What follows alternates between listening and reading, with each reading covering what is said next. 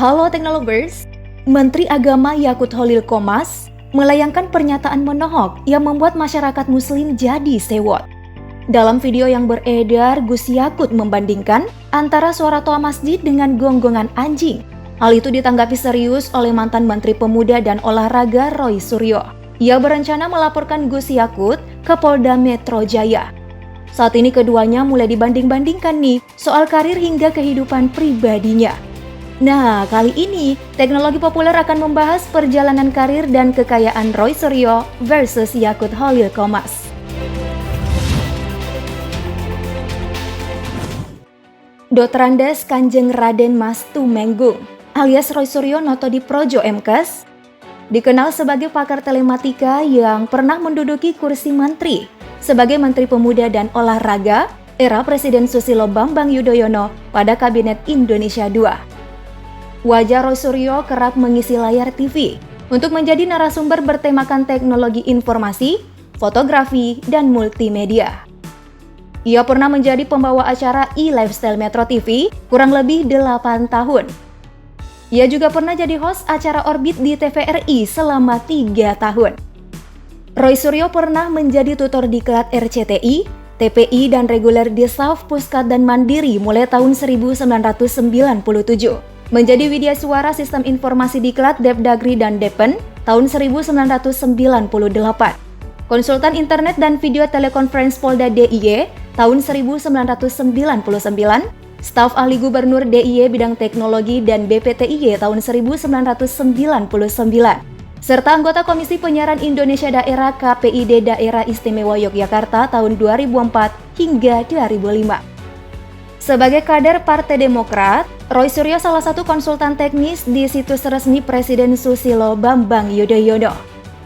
Ia juga menjabat sebagai Ketua Departemen Komunikasi dan Informasi di Partai Demokrat, serta penanggung jawab redaksi di situs resmi Partai Demokrat.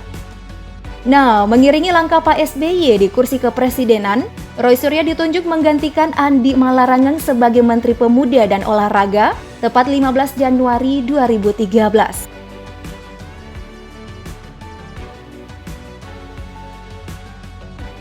Berikutnya kita beralih ke Yakut Khalil Qomas atau sapaan akrabnya Gus Yakut. Pak Menteri Agama yang lahir di Kabupaten Rembang, Jawa Tengah 4 Januari 1975 ini tak lain ialah seorang politikus Indonesia yang menduduki kursi menteri di Kabinet Indonesia Maju sejak 23 Desember 2020. Yakut lahir dari keluarga pendiri sekaligus tokoh Nahdlatul Ulama.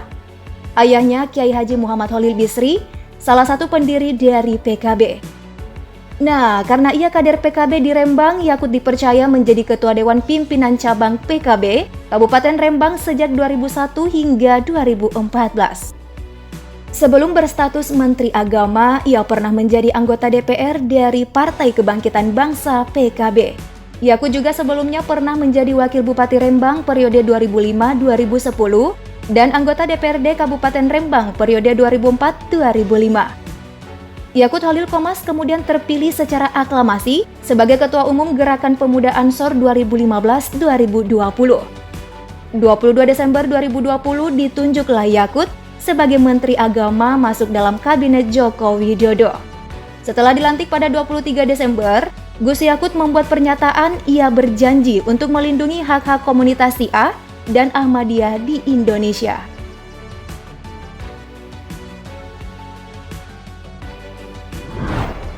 Alumni jurusan Ilmu Komunikasi Universitas Gadjah Mada, Roy Suryo meraih toganya di tahun 1991.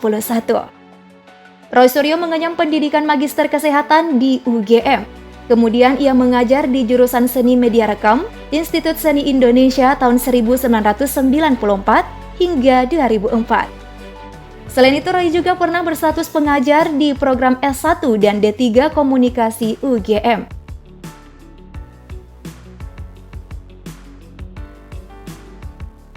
Jika Roy Suryo menuntut ilmu di tanah Yogyakarta, Gus Yakut mengenyam pendidikan di tanah Rembang. Sejak SD ia lulus dari SD Negeri Kutoharjo, kemudian ia melanjutkan pendidikannya ke SMP Negeri 2 Rembang dan SMA Negeri 2 Rembang. Namun, Gus Yakut hijrah ke Jakarta melanjutkan kuliah di Universitas Indonesia jurusan Sosiologi.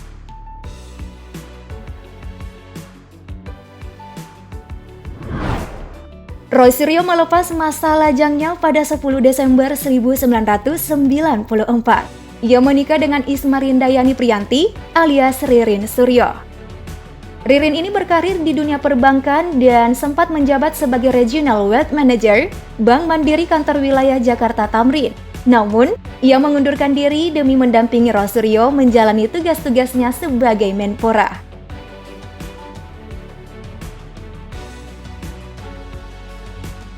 Kalau untuk Gus Yakut sendiri menikah di bulan Juli 2003. Ia menjatuhkan hatinya kepada Eni Retno Yakut setelah 13 tahun mengenalnya. Keduanya dianugerahi 4 orang anak.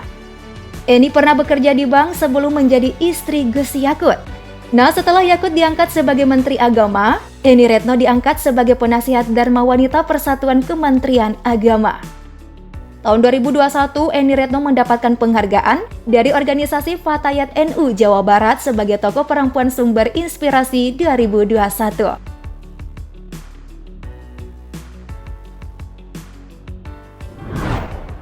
Nah, selanjutnya mari kita bahas soal kekayaan kedua pria ini.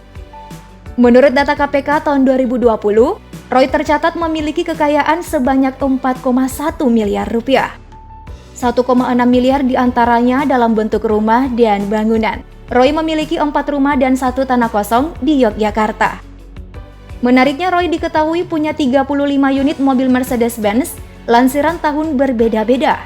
Di antara deretan mobil Roy Suryo sebagai berikut. Wah, banyak benar ya mobilnya. Paling mahal ada sedan Mercedes-Benz lansiran tahun 2010, seharga 275 juta rupiah. Dan termurah ada sedan Mercedes-Benz 1975, seharga 25 juta rupiah. Ini nih, baru namanya pecinta Mercedes-Benz sejati.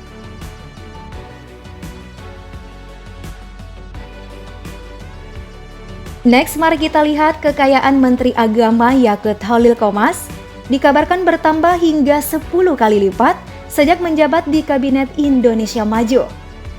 Diketahui kekayaan Gus Yakut sebelumnya 936 juta, kini menjadi 11,15 miliar rupiah. Menurut laporan LHKPN, harta kekayaan Gus Yakut terdiri atas 6 tanah dan bangunan senilai 9.320.500.000 rupiah. Gus Yakut tercatat memiliki mobil Mazda CX-5 minimum seharga 290 juta rupiah dan mobil Mercedes-Benz sedan senilai 980 juta rupiah. Adapun untuk harta bergerak lainnya sebesar 220.754.500 rupiah dan kas dengan nilai 646.839.139 rupiah.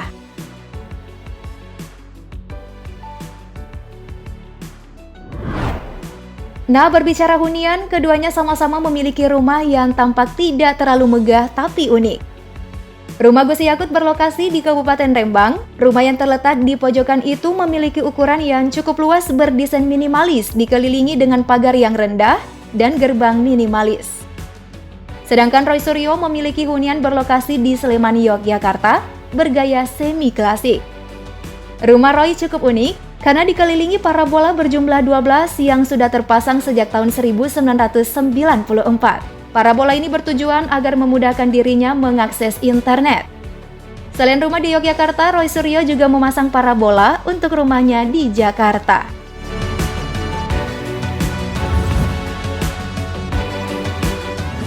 Teknolovers, gimana nih tanggapan kalian soal pernyataan dari Pak Menteri Agama?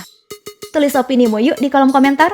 Thank you for watching. Jangan lupa like dan share video ini. Bye!